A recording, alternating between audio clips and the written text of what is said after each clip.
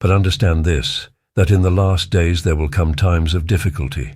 For people will be lovers of self, lovers of money, proud, arrogant, abusive, disobedient to their parents, ungrateful, unholy.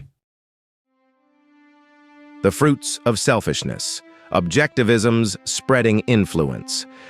This is a private jet taking off. One celebrity pastor has a fleet of these because he can't bear to sit next to ordinary people.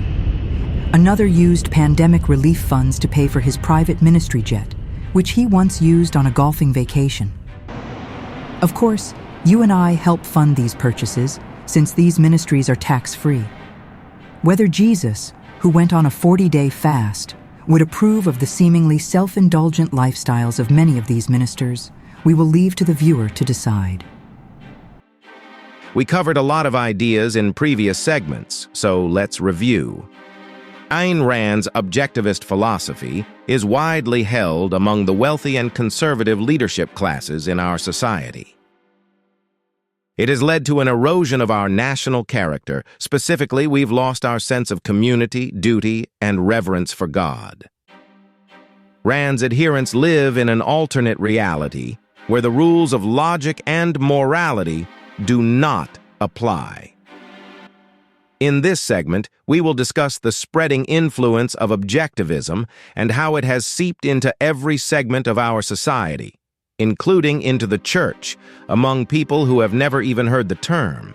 In fact, the Atlas Society was established to spread Rand's objectivism far and wide, including the promotion of her fiction and non-fiction works, as well as derived works by other authors, lectures and speaker series, positive representations of Rand and her works in the media.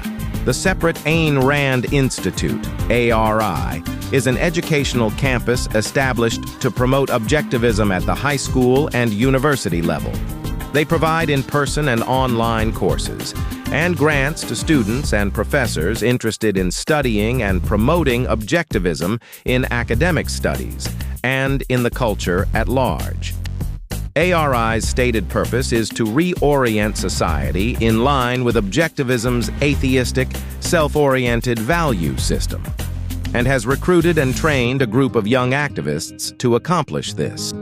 The result has been an unbridled shift toward selfishness and away from community, duty, and reverence for God. Ayn Rand's cult of selfishness has now spread far and wide. Social media accounts detailing everywhere someone has traveled, with an explosion of selfies. And for novices, there are books for how to perfect your acts of selfishness. Others extol the joy of selfishness.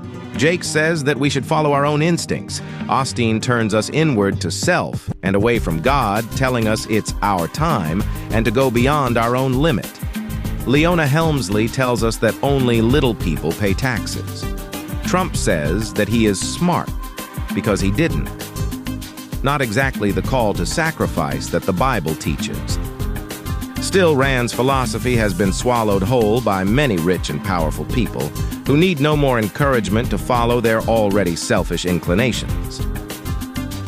So, Trump is justified in feeling that he is above the law and right to pursue his own selfish interests. And if overthrowing an election by force is in your selfish interest, why not give it a go?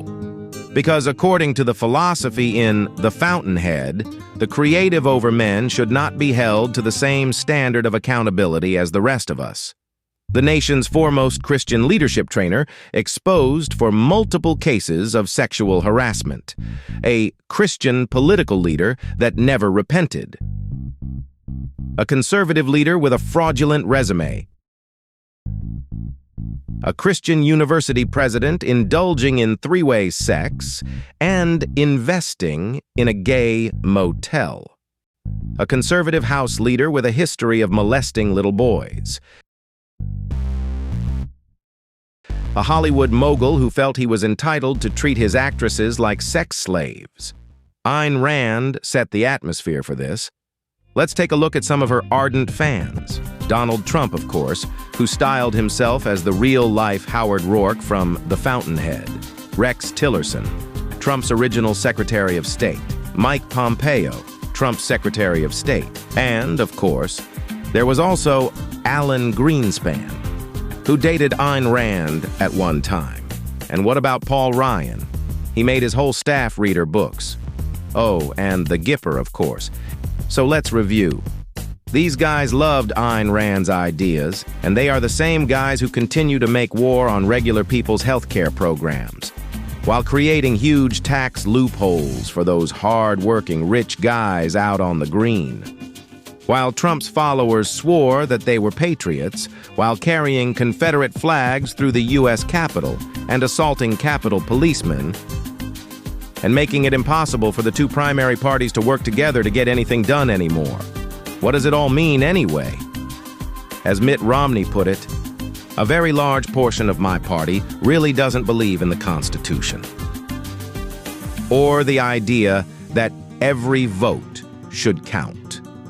Who created a system where working people pay high taxes and the wealthy classes pay next to nothing?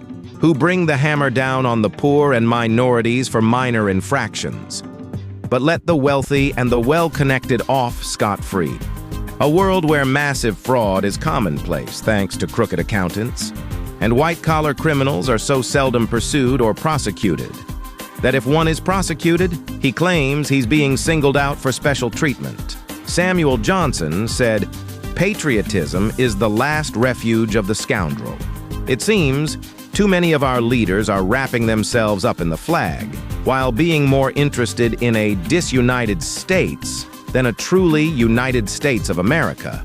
It's up to us to restore the sense of shared community there once was in our country. Regardless of how imperfect it was, most of us believed in the ideal of democracy, something that we can no longer take for granted today.